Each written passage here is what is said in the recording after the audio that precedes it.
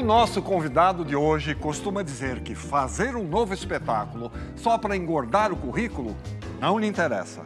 Sim, porque ele é movido a desafios e cada personagem que ele interpreta deve ser enriquecedor para ele e para o público. No Persona de hoje, Luiz Melo.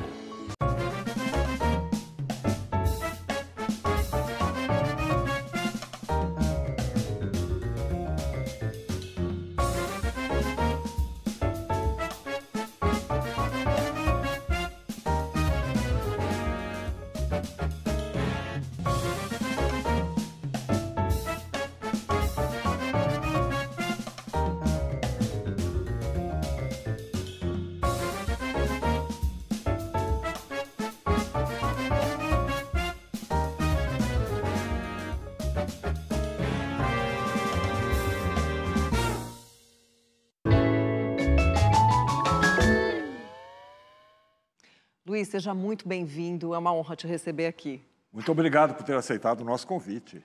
Não, eu que agradeço, é sempre bom, né, estar dentro da TV Cultura, que foi minha casa também por pouco tempo, mas que eu tenho uma afeição, um carinho muito grande, porque foi a emissora que me recebeu na minha chegada aqui em São Paulo. Nós agradecemos em nome de toda a casa. Tá? Luiz, você desenvolveu boa parte da sua carreira entre São Paulo e Rio de Janeiro, mas em 2001 você resolveu se mudar para Curitiba e hoje você está morando em São Luís de Purunã, é isso, né? São Luís do Purunã. Perto de Curitiba. É uma volta às raízes da infância e da juventude? Na realidade, foi assim, a minha saída, eu nunca pensei em sair de Curitiba. Né? A minha vinda para São Paulo, eu me formei em Curitiba, né? E fiz curso de teatro, permaneci algum tempo como professor assistente do curso de teatro, era curso permanente de teatro da Fundação Teatro Guaíra. E o motivo que me levou a sair é o motivo que me levou ao retorno, que era provar que Curitiba poderia, sim, ter um espaço de pesquisa teatral e que tudo que se produzia ali teria interesse, né, no Rio e São Paulo, porque as coisas nasciam e morriam em Curitiba, né? Não tinha uma repercussão. Sim. Né? Então, esse objetivo eu consegui alcançar graças a esse meu retorno. Agora, você teve uma infância regada a banhos de chuva, de rio, brincadeiras na lama, foi incentivado pela sua mãe a fazer esporte e foi também através dos seus pais que começou ali o seu primeiro interesse pelas artes, não foi? Sim, sim. Eu tive, enfim, a sorte, eu viajei muito quando era pequeno. Meu pai era militar, e então eu conheci várias cidades do interior do Paraná e a criação era essa, né? Era lama, era o rio, era chuva, era terra vermelha, né? Aquela terra vermelha. Minha mãe como professora, meu pai como militar, não tinha muito tempo de ficar com a gente. Muitas vezes o hotel, o local onde a gente estava morando, as pessoas meio que adotavam e a gente ficava brincando com as crianças todas. E o esporte, ele chegou muito cedo, por uma questão de saúde, né, para mim, pelo menos para mim, que foi a natação, né, porque eu era uma criança com bronquite asmática. Eu passei pela natação, pelo vôlei, pelo basquete, até que no momento que eu comecei a fazer teatro, daí encerrei com essa minha fase esportiva. Né? Mas você assistia alguns espetáculos com seu pai também, né? Na realidade, assim, meu pai era como militar, ele tinha, como é que eu posso dizer, policiamento da capital, que seria cuidar desses espaços públicos, teatro, essas coisas todas. E não ia ao teatro, não ia. Então, ele passava esses convites para mim. Então, eu comecei a me interessar pela arte, apesar de quando era criança, muito cedo, incentivado pela mãe, eu frequentei as escolas de arte, né? Da biblioteca pública, muito com escultura, com pintura, com escrita, mas a nível de me interessar profissionalmente foi através de ver teatro. Né? Distribuir esses convites também que eu recebia dele para pessoas que eu percebia na frente do teatro, que não tinham interesse, mas não tinham condições de ver. Então foi através, a curiosidade de fazer teatro veio através do ver teatro e querer saber como é que era feito lá por trás, como era a coisa por trás. E aí você inicia os seus estudos teatrais. E tem alguém que conta como é que foi isso, olha só. Luiz Melo, é um grande prazer estar aqui conversando com você nesse momento de lembranças e de memórias. E uma das memórias que me vem à cabeça agora muito forte é o teu convite, quando a gente ainda era colega, lá na Escola Técnica, para fazer um curso no Teatro Paiol, aqui em Curitiba, com o Cláudio Correia Castro. E depois disso fomos fazer o curso de teatro ali no Teatro Guaíra e seguimos nossas trajetórias, nossos modos de ver, os nossos modos de fazer. E nos encontramos algumas vezes, notadamente lá no ACT, no Ateliê de Criação Teatral, lá pelos idos do ano 2000, eu, você e Nena, e quanta gente passou por lá e quantas pessoas ajudamos a formar e construir um caráter voltado para as artes cênicas, para as artes em geral. Eu quero deixar aqui meu grande abraço e o prazer de ter convivido com você até hoje, e esse grande ator, esse ator excepcional que você se tornou. Um grande beijo, Melo. Nos vemos em breve. Fernando. Então, ele que ganhava os ingressos. Era uma das pessoas que... Ele fazia escola técnica comigo. A gente fazia edificações, né? O direcionamento era para arquitetura até então. E ele era uma das pessoas que eu encontrava lá, dava o ingresso, daí eu não tinha coragem de ir sozinho. Eu falei, Fernando, vamos fazer um curso de teatro? Vamos se inscrever num curso de teatro? Então, o Fernando... E depois ele se tornou, além de ator, um grande cenógrafo, figurinista maravilhoso. Trabalhou muito com o Ripper, no Rio de Janeiro, na escola de cenografia do Ripper, do Scarso. Foi a primeira vez que o ateliê foi para a Quadrienal de Praga, né, a convite do Serrone, que tinha o Fernando era encarregado da escola, da parte de cenografia, lá do ACT, do Ateliê de Criação Teatral, e a gente recebeu o primeiro convite para ir para a Quadrienal de Praga, né? Foi através dessa... Quer dizer, um companheiro desde sempre, né? Desde sempre. Agora, o seu pai militar, ele não se opôs à sua escolha profissional para ser ator? Não, meu pai, pelo menos, ele ficou contente até, porque eu decidi o que eu queria fazer, porque até então era fogo de palha. Começava uma coisa, largava outra coisa, até vender livro, vendia. Quer dizer, vendia para eles, porque só eles que compravam, eu não conseguia vender, eu era um péssimo vendedor. Mas no esporte ia para um, saía, ia para o outro, na universidade também, né? Isso até uma coisa, depois eu conto que eu fui convidado a sair por bem na universidade. Mas, e quando ele percebeu que eu estava levando muito a sério a coisa do teatro, na realidade, assim, ele que me deu um conselho, né, que eu levei, que foi assim, filho, não importa o que você vai fazer, importa que você seja o melhor naquilo que você vai fazer. Legal. Né? Então, siga o teu caminho, né? Agora, você falou aí que você foi convidado a sair por bem da universidade. Essa fofoca a gente quer saber. Não, é que eu sempre gostei do banco escolar, né? Da universidade, enfim, e eu não passei em arquitetura na época. Então, eu passei em ciências sociais e antropologia, que era uma coisa que eu também adorava fazer, e, ao mesmo tempo, entrei na escola de teatro e entrei no Exército. 3 coisas. Só que daí a faculdade eu tive que deixar de lado, porque não dava tempo. E daí eu fui fazendo matérias, porque eu comecei a perceber que o teatro era, né, onde eu tinha prazer. E o restante eu fui tendo esse conhecimento de ter matérias, poder estudar, né, coisas que se eu fosse fazer lá fora eu teria que pagar. Seria caro, né? Então, eu tive aulas de antropologia, sociologia, depois eu fui passando por outros cursos, eu descobri que podia sair de um e entrar no outro, só compensava as matérias. Daí eu fui na parte de arte, que daí eu tinha aulas de fotografia, de história da arte, de cinema, uma série de história. Passei para o curso de história também, porque a história me interessava, né? apesar do meu pai também ser formado em História pela Universidade Federal do Paraná. E eu fui cruzando esses cursos, mas não fechava nenhum tipo de... nenhuma grade, eu não conseguia fechar. Mas eles te deram toda essa base também para o teatro, né? Exatamente, porque isso foi me fortalecendo dentro do teatro, porque isso foi importantíssimo na minha formação. Então, muitas vezes, alguns professores universitários, eles falam, Melo, o que eu faço com você? Eu vou dar aula, então, eu vou dar a tua nota pelo espetáculo, né? Algumas coisas dava para ser feito dessa maneira.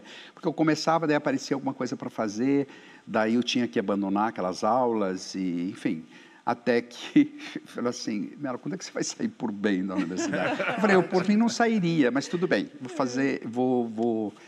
vou fazer isso, né? Apesar que eu sempre tenho vontade de voltar ao banco, que é o único espaço, lugar onde você consegue conversar, dialogar com as pessoas, porque depois que você se forma, daí é cada um por si, Deus por todos. E aí suas primeiras experiências como ator aconteceram na escola, né? Elas tinham, portanto, um caráter amador. Seu primeiro trabalho profissional foi no espetáculo Pluft, o Fantasminha. Exatamente. E nessa época você já alimentava esperanças de ser ali um profissional, de viver da interpretação ou não? Você estava só se divertindo? Não. Aí eu já estava formado. Esse foi o meu primeiro espetáculo já formado, profissional. Depois que eu me formei, todos os meus colegas estavam empregados. Tinha uma coisa. E eu não tinha nada. Eu ia para a porta do teatro, as pessoas passavam, dava aquele nó na garganta, sabe? Aquela coisa, as pessoas, tudo bem, oi, Melo, tá. Você está fazendo alguma coisa? Eu falei, não. Mas como não? Eu falei, não, ninguém me chamou para nada. O grupo se desfez, cada um foi trabalhar. Eu falei, então apareça amanhã no ensaio, né? Então preciso, né? Estou montando o Pluft, o Fantasminha, a não ser que você não queira fazer teatro infantil. Eu falei, não, pelo contrário, né? E então o Pluft foi o meu lançamento como ator profissional foi através do Pluft. O grupo Gato Preto, não é isso? O grupo se chamava Gato Preto. E o diretor mandou um recado aí para você também. Lutero Almeida, meu compadre, faz anos que eu não vejo o Lutero. Olha lá. Um cafezinho aí? Tá frio Curitiba, viu? Oi, Luiz Melo. Que prazer falar com você. Obrigado a Tílio pelo convite, viu? Para falar desse grande ator brasileiro, essa persona do teatro brasileiro, Luiz Melo, o qual eu tive o prazer de ser o primeiro diretor dele, sabe? Foi num espetáculo infantil, Pluft, o Fantasminha, A Cegonha Boa de Bico, Além do Vale da Lua, e um espetáculo que foi sob direção do Emílio de Biasi, que foi o Contestado. Torço muito pelo seu sucesso, viu? Pelo grande ator que você é. Tudo que acontecer na sua vida, meu amigo, será sempre um presente. Inclua tudo, o positivo e o negativo, e agradeça sempre, viu? Parabéns, meu amigo, pelo seu talento e pela sua grandeza, como amigo e como ator. Um beijo no seu coração. Lutero. Uma figura belíssima. Além de um grande diretor, um grande ator, lançou o Teatro Paranaense fora com um espetáculo que veio chamava-se Árvore dos Mamulengos. Até hoje ele desenvolve um trabalho incrível, desenvolveu na Universidade de Maringá. E eu estou feliz agora que ele está sendo redescoberto, né? Muito bem. Tanto como diretor como ator. Luiz, você disse que entrou no mundo do teatro vendo teatro, né? Mas o que você assistia em Curitiba tinha uma expressão muito parecida com a da televisão, que não te agradava tanto. Aí você conheceu o trabalho de uma artista que foi fundamental aí na sua formação como ator, e a gente preparou um quadro sobre ela. Vamos ver. Tá. Pina Bausch foi uma das mais reverenciadas artistas da dança mundial e revolucionou sua arte a partir da segunda metade do século XX. O utilizando a expressividade representativa do teatro em suas coreografias. Sua trajetória foi marcada pela originalidade, sensibilidade e pela exploração de temas universais como o amor, a morte, a solidão, a violência ou a felicidade em seus movimentos coreográficos. Pina iniciou sua carreira na Alemanha aos 15 anos de idade e aos 19 anos mudou-se para Nova York, onde ampliou seus estudos e a sua visão sobre a dança contemporânea. Uma das principais características que marcava suas criações era a observação atenta dos costumes e culturas de países por onde ela passava. Foi assim também no Brasil, onde ela esteve com sua companhia em 2001, e por aqui criou o espetáculo Água, inspirado na nossa gente e nos nossos costumes. Luiz Melo encontrou no trabalho da coreógrafa muito da inspiração e expressividade física que o caracterizam fortemente como ator. Melo, a gente vê aí nessas imagens que a Gabi separou para fazer esse quadro, essa expressividade, né? Essa coisa da utilização do corpo na potência máxima. Como é que isso ajuda você na composição de um personagem? Isso sempre foi uma característica bastante forte, porque eu tive muita curiosidade nesse campo, né?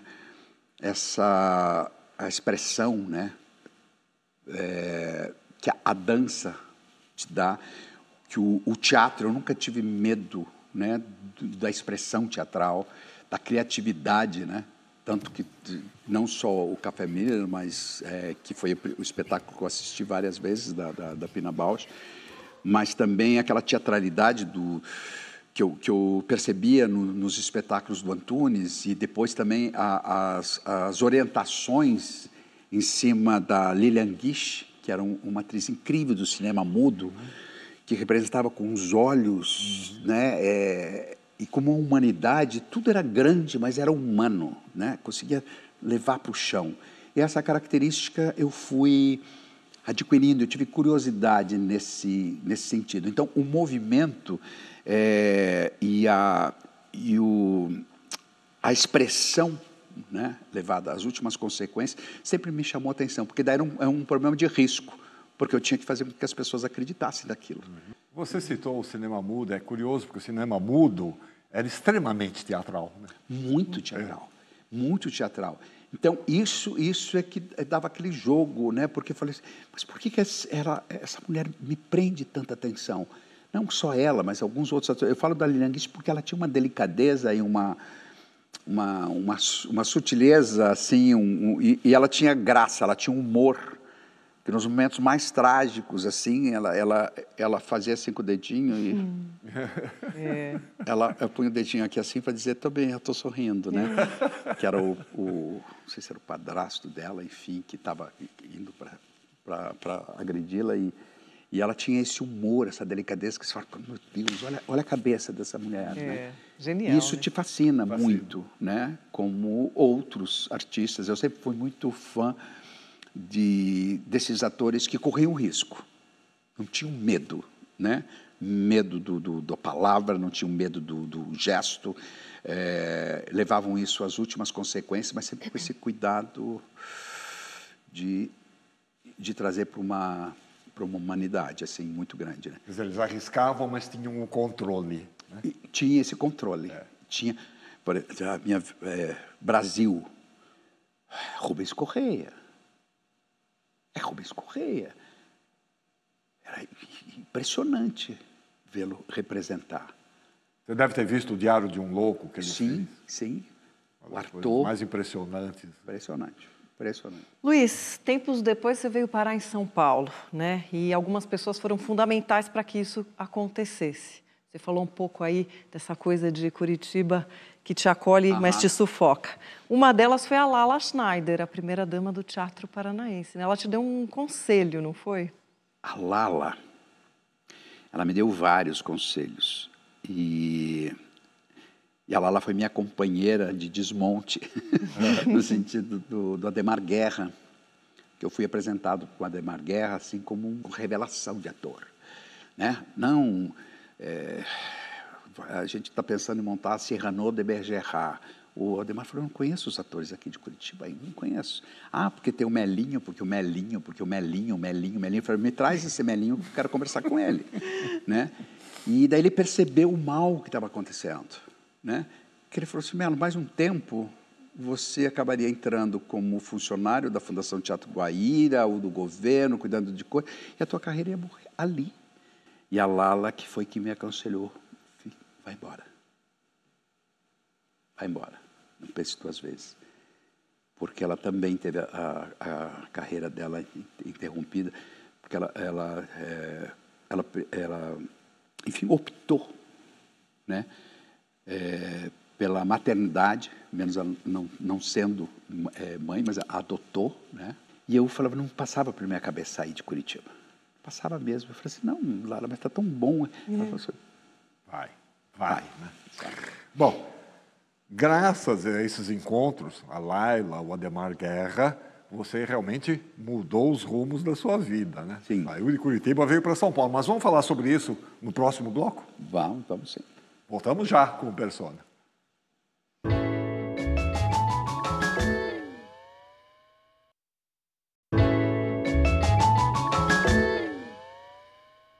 Pronto, estamos de volta. Vamos continuar a nossa conversa com o Luiz Melo. Melo, então lá, você estava em Curitiba, o Adhemar Guerra te incentiva e meio que te traz para São Paulo, e você vem parar aqui na TV Cultura para fazer o Catavento, um programa infantil. Isso. Era uma forma de te dar um primeiro momento de sobrevivência aqui? Como é que era isso? Foi. Porque, na realidade, assim, eu não consigo... Mas isso tudo porque é direcionado pelo Antunes também, né? Porque o Antunes não aceitava, eu tentei entrar no Antunes, eu não aceitava atores que não tivessem já residência fixa em São Paulo. E eu sabia que, na realidade, se eu viesse para São Paulo, eu tinha que ter uma maneira de sobrevivência, né? Então, abriu, né, esse teste. A produtora do programa, que era a Leonor Chaves, a Léo, que foi assistente do Adhemar, assistente do Abujanra, assistente do Antunes, assistente de um monte de gente. E a Léo, que era produtora desse programa e muito amiga do Adhemar também, e fez essa mediação matogrossense, braba. Ela falava assim para o Antunes no dedo, ele não precisa de você. Você não vai judiar dele, né? Ele pode fazer teatro com qualquer pessoa aqui, mas ele quer fazer teatro com você. Então você fala, não é Adhemar, não é Maria Bonomi, não é, sabe? Então eu tive uma coisa assim, tanto que eu fui apresentado para o Antunes como a colega dele da TV Cultura. Não era como um ator que ia entrar ali, né? Não mexe com ele, Não Antunes. mexe com ele, Eu limpo essa janela, Bazu, eu limpo esta janela, Bazu. E aí você ingressa no CPT, que é o seu segundo CPT da vida, né? O primeiro foi de Curitiba. Exatamente, por isso que eu falei, nunca saí da escola. Bom, Antunes Filho, a gente preparou um quadro sobre o CPT, vamos dar uma olhada. O CPT, Centro de Pesquisa Teatral, é uma instituição que se dedica ao estudo, criação e difusão do teatro no Brasil. Fundado em 1982 pelo renomado diretor Antunes Filho. O centro tem como missão desenvolver uma linguagem cênica brasileira baseada na pesquisa de elementos culturais, históricos e estéticos do país. Ao longo de sua trajetória, o CPT realizou grandes espetáculos que formaram mais de 1000 profissionais, entre atores, dramaturgos, diretores e técnicos. São dezenas de montagens que entraram para a história do teatro brasileiro e mundial, como Macunaíma, Paraíso Zona Norte, Nova Velha História, Trono de Sangue e Vereda da Salvação. Trabalhos que receberam o reconhecimento da crítica e do público nas Américas e na Europa, ganhando vários prêmios internacionais. Entre os talentosos atores que brilharam nos palcos do CPT está o nosso convidado de hoje, Luiz Melo, que por 10 anos teve o privilégio de atuar e protagonizar em vários espetáculos do grupo.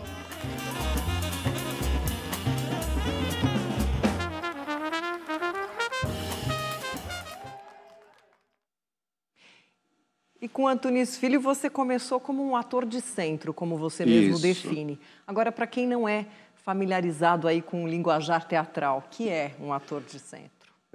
Ator de centro, na realidade, é aquele ator que ele tem possibilidades de fazer vários personagens e ele é direcionado para ser um excelente coadjuvante, né? Por exemplo, você precisaria de 3 atores, então o ator de centro é um que substitui esses 3 a um. Então, toda vez que você fala, bota o Melo para fazer, você fala, não, mas daí eu vou ter que chamar 3 para colocar, né? E isso é uma grande escola. Esse foi, assim, falo assim, o ato mais generoso do Antunes comigo, porque ele não teve pressa de me colocar para protagonizar nenhum espetáculo. Levei 4 anos aprendendo a coadjuvar, né, e aprendendo a servir, né, dentro desse posto, né, de ator de centro. Eu digo, protagonizar é muito fácil a partir do momento que você tem bons coadjuvantes. Né? Se você tem bons coadjuvantes, eles preparam a cena de uma tal forma que o protagonista não precisa fazer nada, né? Eles entregam na mão, né? Eu falo que é mais difícil você ser um excelente coadjuvante do que um protagonista, né? Bom, mas aí um pouco mais tarde você faz o seu primeiro protagonista, foi no Paraíso Zona Norte, né, adaptado da obra do Nelson Rodrigues. Isso. E essa passagem de ator de centro para finalmente ser um protagonista? Na realidade foi uma consequência, né? Assim, justamente esse tempo que o Antunes deu foi um momento também de crise do grupo. Ele precisava escapar de uma amarra que ele criou, né, com a estética do Macunaíma, que seria aquela coisa palco liso, limpo, os grupos cruzando, né, aquela coisa sem cenografia. A cenografia era os elementos, né, era o corpo do ator, eram objetos, era um jornal. E isso foi acompanhando ele por muito tempo. O Matraga, que foi que eu entrei, o primeiro espetáculo de estreia em São Paulo foi a vez de Augusto Matraga, com o Raul fazendo o Matraga. Ainda tinha esse grupo, mas existia alguma coisa que eu só fui descobrir na França, ou quando o espetáculo viajou para o Canadá, que é onde o Antunes virou o poeta da cena. Porque o teatro estava num momento de muita tecnologia e o mundo estava cansado da tecnologia. Então, quando chega um teatro por onde o ator é o cenário, onde o ator é a coisa, o teatro voltou a respirar no mundo, em todos os... Então, o que aconteceu? Mas, mesmo assim, o Antunes estava amarrado. Então, ele quis romper. Então, ele desarticulou o grupo todo. Inclusive, eu fui embora. Daí ele ligou para mim, outro dia falou, escuta, você não vem? Eu falei, Antunes, eu sou o grupo. O grupo foi embora, eu fui embora. Né?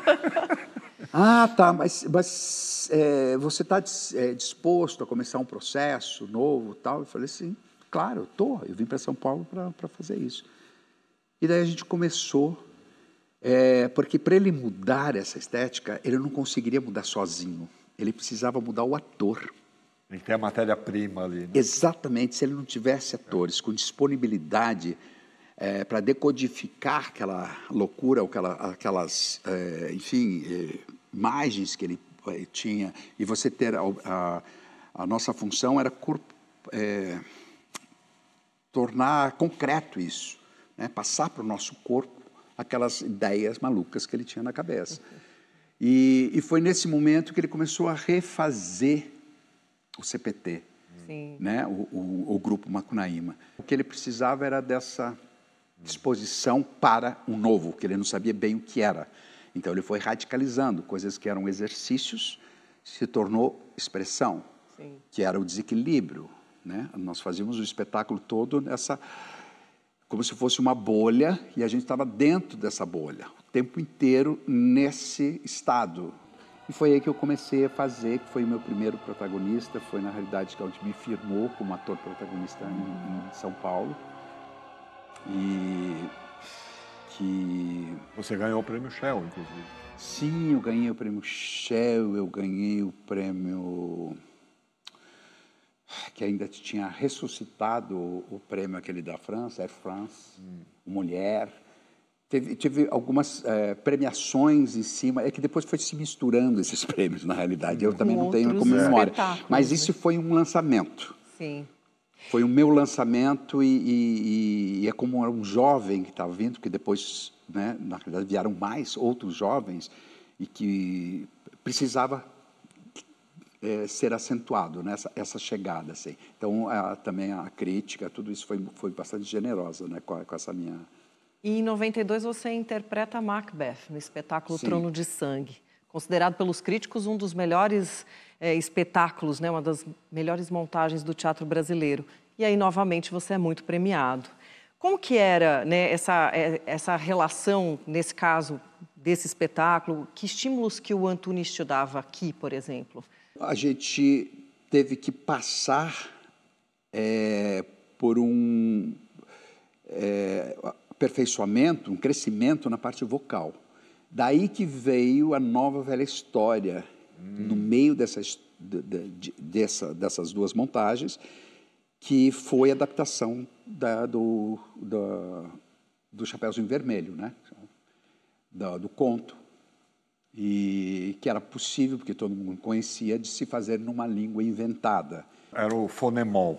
Exatamente. O fonemol, que lembrava, para quem ouvia, lembrava um pouco de russo, um pouco Sim. de tcheco, era uma coisa muito estranha. Agora, por se tratar de uma história muito conhecida, a gente entendia perfeitamente o que estava sendo dito de alguma maneira, né? Exatamente. Você consegue dar um exemplo de uma frase em fonemol? Ainda te lembra alguma? Não, específica que eu usava no espetáculo, não. Mas a gente brincava no sentido de Angram Blivelastentrantai.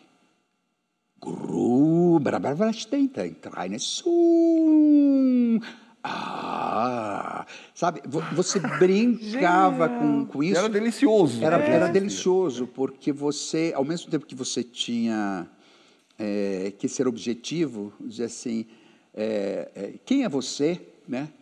Boa tarde.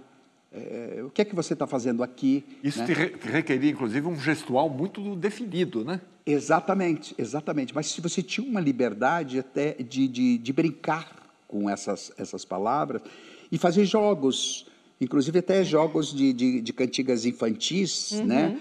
Porque quanto mais você até repetisse determinadas palavras, o público ia se identificando mais, como se tivesse familiarizado com aquela palavra. Aprende o idioma. Exatamente, aprende o idioma.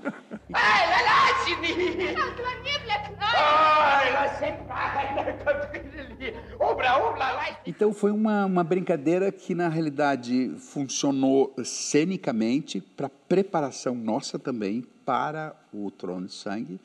Tanto que foi a Samantha que fazia a Chapeuzinho Vermelho. A Samantha foi jovem ainda, pegar o risco de fazer a Lady Macbeth, que eram os personagens desejados pela maioria das atrizes. A gente não poderia deixar de ter aqui o depoimento dessa pessoa que fez um espetáculo marcante com você. Falar um pouquinho sobre Luiz Melo. Um ótimo amigo, um colega maravilhoso e um ator, primeiro, é um ótimo ator. Falar sobre o Melo não é difícil, né? Eu trabalho com ele faz muito tempo e a gente se dá muito bem, se encontra bem no trabalho. Vereda da Salvação.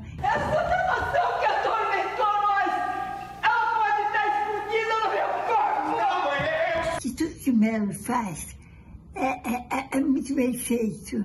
Melo é estudioso, é cauteloso, sabe interpretar. É isso. Um beijão pro Melo. É preciso rezar, gente. É preciso rezar. Melo, eu não sei a sua opinião. Eu considero uma das duplas mais bonitas do teatro brasileiro. Você com ela. Isso deu um casamento, era tão afetuoso essa relação. E ver o desprendimento da Laura, que ela entrou no processo já adiantado, né? Que a Laura é uma excepcional atriz, com muitos recursos. E mesmo assim ele foi exigindo coisas da Laura que era assim, é como quem diz, eu quero que você faça a mãe. Você já fez várias mães, mas eu quero que você faça a mãe, né?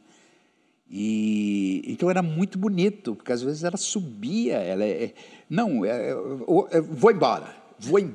Daí eu falei, meu Deus do céu, vou deixar a coisa. Daqui a pouco ela voltava de abraços e beijos com Antunes, né? Porque os dois se entendiam, vizinhos de na feira, né? Era um carinho muito grande, mas ao mesmo tempo, quando você... até hoje, eu tenho muito essa insegurança, né? Quando eu estou diante de alguma coisa que é nova. Claro. Né? E eu brincava com a Laura, eu falei assim, Laura, eu tenho uns livros em casa que eu vou te trazer, que era da Kate Kollwitz, que era uma artista plástica, enfim, uma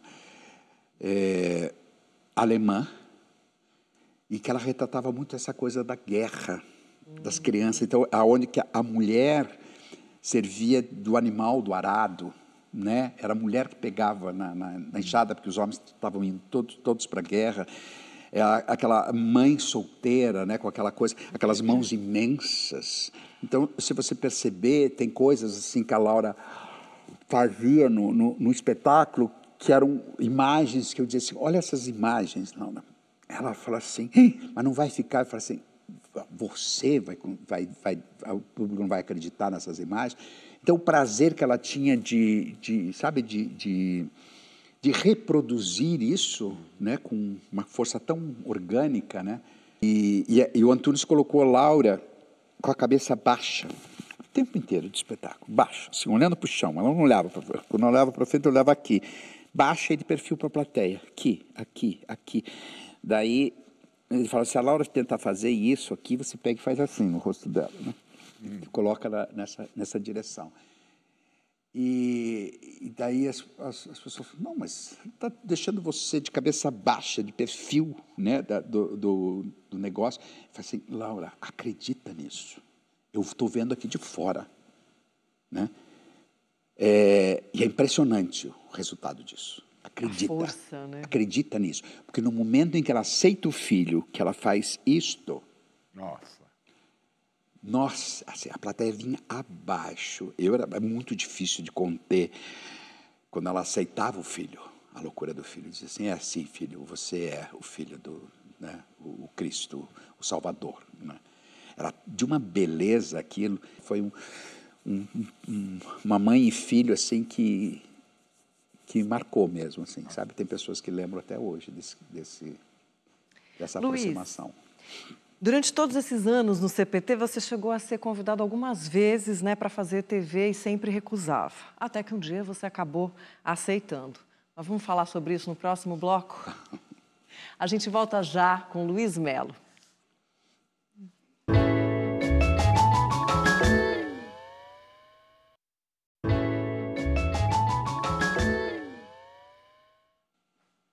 Pronto, estamos de volta, hoje conversando com o Luiz Melo.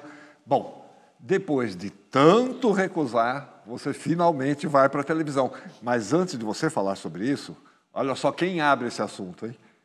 Luiz Melo, meu amigo querido, meu ator preferido, meu grande ator, cara, que história legal a nossa, né? Eu fui roubar você sabe disso, eu fui roubar o Luiz do Antunes, o Antunes me odiou por isso.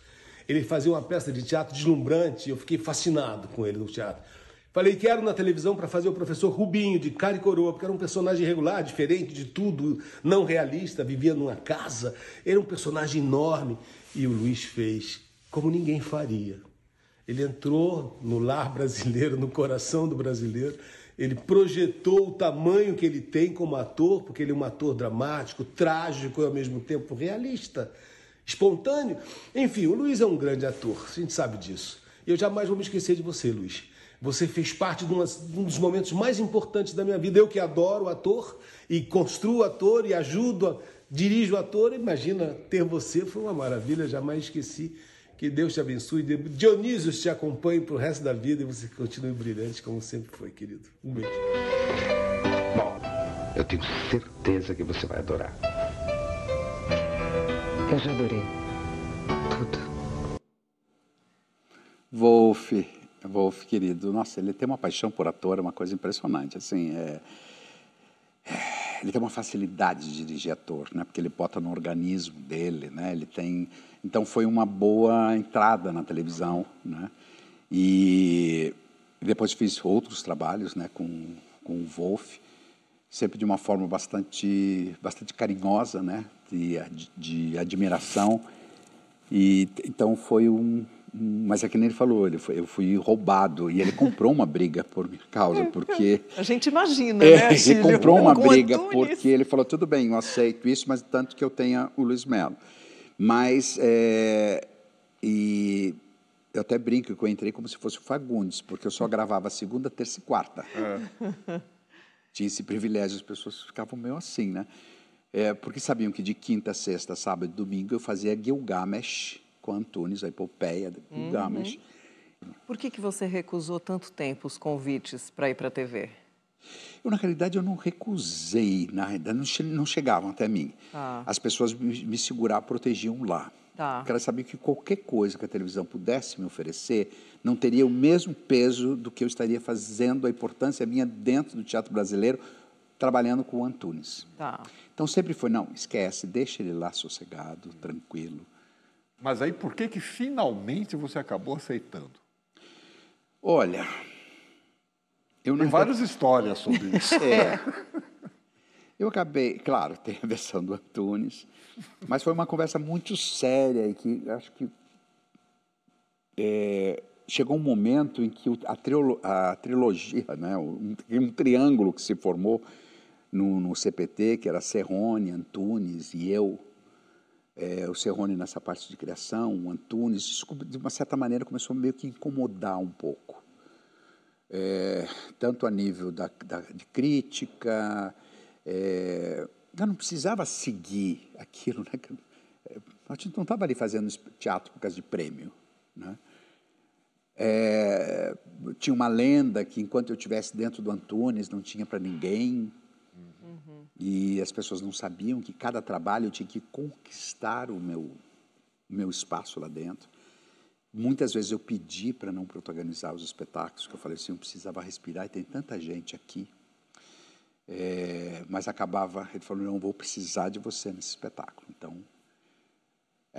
só que chegou um momento, a gente fazia temporada, a gente muito ainda jovem, começou a ter uma fase muito triste para nós. Foram os primeiros casos, né, antigamente, que era a AIDS, né, depois o HIV.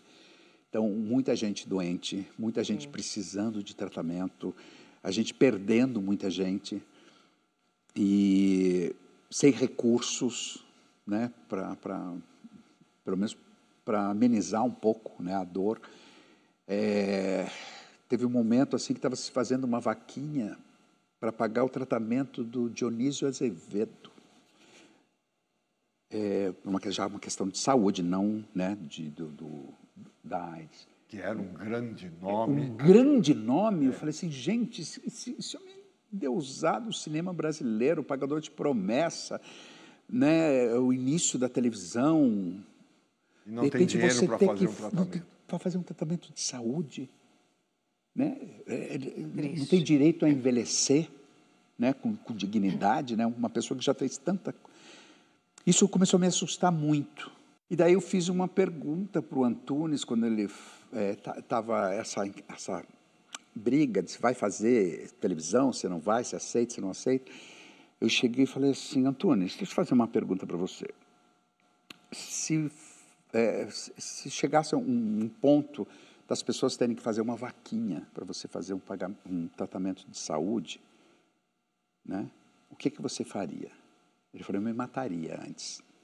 E então essa foi uma das razões que, assim, que eu falei assim, não, eu preciso, né, pelo menos tentar. Se não der certo, pego a coisa, volto aqui, eu sei que você vai me receber, né? Só não me recebeu porque acabou dando certo e não tinha como mais retornar, né? Mas ficou muito famosa as reações do Antunes. Ele agora quer comprar eletrodomésticos. Ele vai fazer televisão porque ele resolveu comprar eletrodomésticos. Virou grande folclore, assim, né? Eu falava assim, por que não lembro que jornal que era, falou, por que eles estão me chamando para tirar foto numa loja de vender eletrodomésticos? Não entendia muito bem, depois que eu fui saber, porque ele tinha dado uma entrevista que era isso. Daí ele falou, Melo, tem que ser com uma coisa de humor, porque você depois vai entender, né? E eu fiz, brinquei, subi em cima dos negócios, daí ele falou assim, você não tem nada que reclamar, porque, olha, todo mundo está querendo saber, você está entrando com uma mídia, você vai ter que me pagar um tanto aí, porque eu estou te promovendo, né? Mais depoimentos para você, agora de pessoas que trabalharam contigo em outra novela de sucesso. Olha só. O Luiz Melo é um ator com quem eu trabalhei muitas vezes, inclusive em O Crave a Rosa, minha estreia na Globo. Luiz, querido, que honra é poder falar desse grande ator, esse grande parceiro de cena, Luiz Melo. Luiz, foi tão linda a nossa história, foi tão bonito poder participar de uma novela tão importante, tão deliciosa como O Crave a Rosa, sendo você meu pai, o grande Batista, o poderoso Batista. Aquela sirigaita com quem o senhor se casou não está em casa. Não gosto que fale assim de minha mulher. Mas não, Marcela saiu muito cedo. Ótimo. Você foi incrível, você é incrível, você está sempre no meu coração e eu estou querendo muito trabalhar com você novamente. Eu espero que seja em breve. Ele é um maravilhoso ator, porque ele faz drama, comédia. Luiz, você tem aqui um fã. Um beijo enorme, Luiz, enorme. O Valcir, eu conheci ele ainda quando ele não escrevia nada para televisão, encontrava com ele indo para Antunes. E também a abertura dele também para o Avancini, né? De acompanhar, acho que muita coisa também dessa destreza que ele tem, que ele é um gênio, sabe? Veio desse convívio, dessa necessidade, sabe? De aprender, de conviver e acreditar nas pessoas. A Adriana é uma coisa do coração, queria tanto realmente voltar a trabalhar com ela, principalmente nessa fase brilhante que ela está num momento muito iluminado da carreira dela, de um amadurecimento incrível, assim. Ela consegue a cada trabalho uma superação, né? Então eu digo, eu preciso voltar, né, a esse convívio que foi muito carinhoso com todo mundo da novela. Foi meu encontro com o Ney também, né, que não tinha, a gente acabou formando uma dupla. Pois é, Luiz Melo, atualmente você está fazendo um espetáculo Mutações, dirigido pelo André Guerreiro Lopes, justamente no Teatro Anchieta, onde você trabalhou durante tantos anos, né? Então a gente tem aí o André. Bom, Luiz Melo, em grande parte, é o culpado por eu ser um homem de teatro, né? O que eu vivenciei ali ainda adolescente, na plateia do Teatro Anchieta, assistindo o Melo nas peças do Antunes, foi algo extraordinário, né? Eu me lembro no Vereda de Salvação, eu lá menino, eu tive um impulso, eu quase pulei em cena. E eu falei, André, o que é isso, né? O que está acontecendo? O que é isso? Bom, isso é o teatro, isso é a força do teatro. E o Melo é um homem teatro, né? Bom, um corte seco, décadas depois, as deusas, deuses do teatro fazem essa dança para mim e me dão esse presente, que é poder trabalhar com o Melo. Estamos juntos nesse projeto, né? E é um processo, todo o processo com o Melo é uma coisa muito especial, porque, para além de tudo que a gente já sabe, esse ator genial, né, um grande observador, talvez seja o ser humano que eu conheça que mais observa, né, o entorno, os outros, o mundo. Ele é uma pessoa de absoluta generosidade e abertura, né? O Mello é o oposto da ideia de um ator ensimesmado, né? Ele cria a partir do outro, a partir das observações dele, do texto, da sua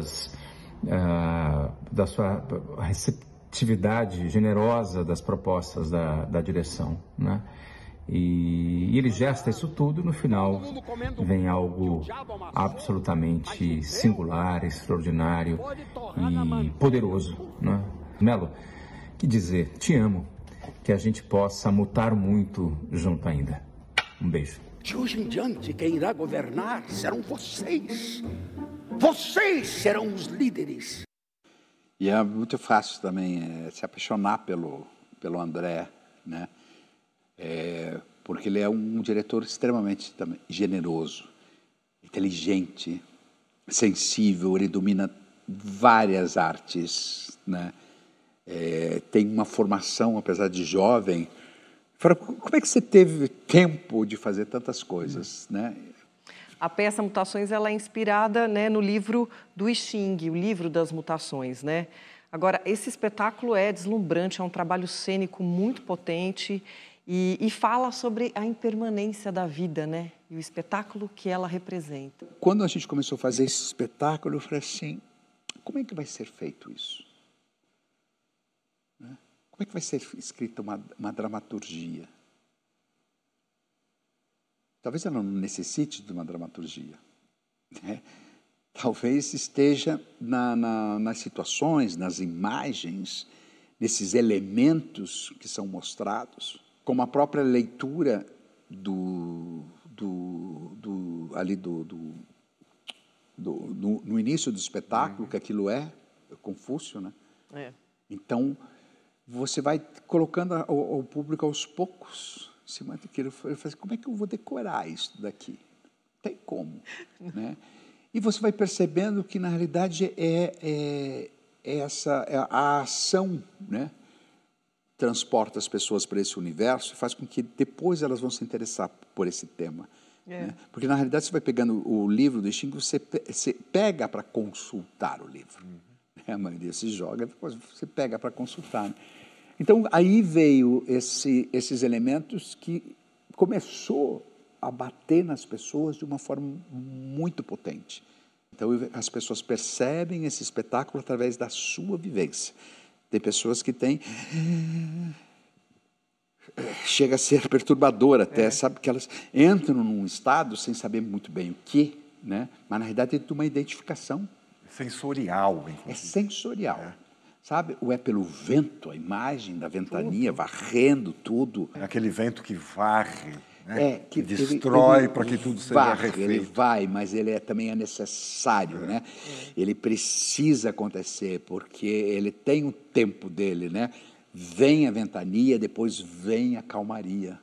Né? Tem uma frase que eu achei assim que definiu muito bem o espetáculo, que é do jovem dizendo: o esforço que eu faço para controlar o incontrolável, né?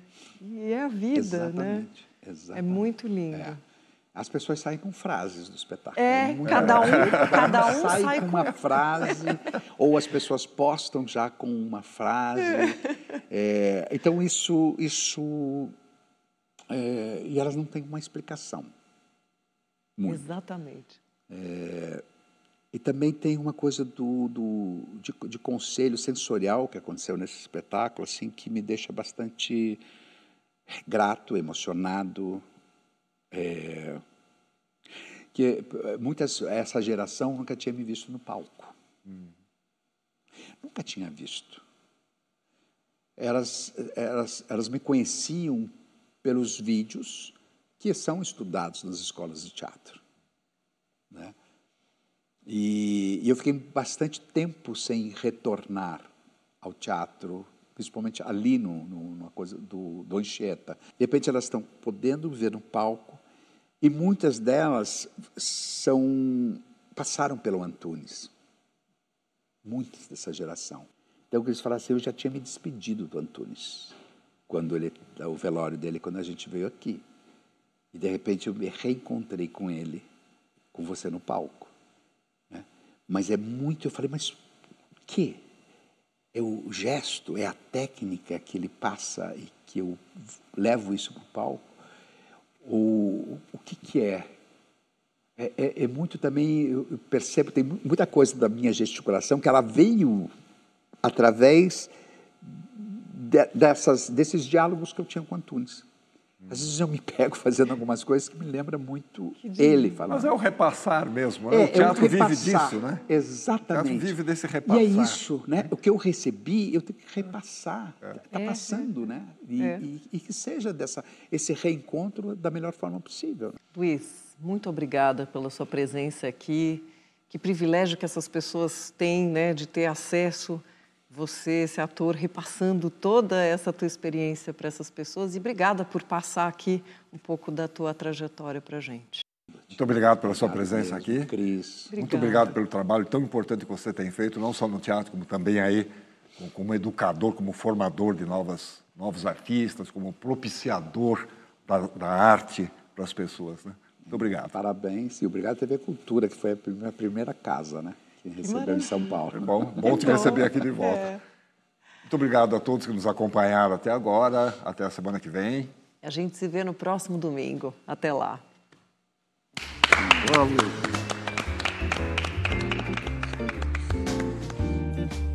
Muito bem.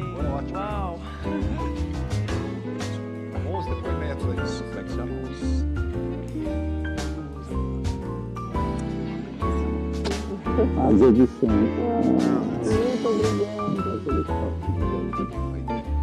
É brincadeira.